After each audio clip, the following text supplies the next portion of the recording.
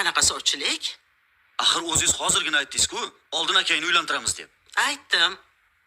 Lekin sen aytgan qizga emas, men aytgan qizga boramiz. Tushunmadim oyijon. Qanaqasiga? Senga o'zim yaxshi bir qiz topib qo'ydim.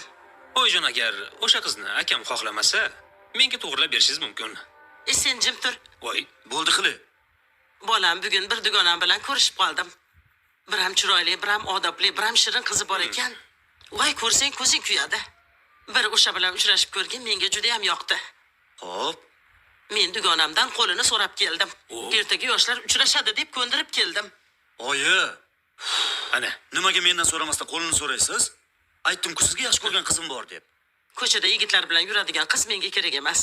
Men senga yomon qizni aytayotganim yo'q. Oyijon, axir u qizni ancha sinaganman. Avval men aytgan qizga bir marta sovchilikka borib ko'ring. Yo'q. Avval men aytgan qiz bilan uchrashasan. Meni ko'rasan, bir ko'rishda yoqtirib qolasan. Oyijon,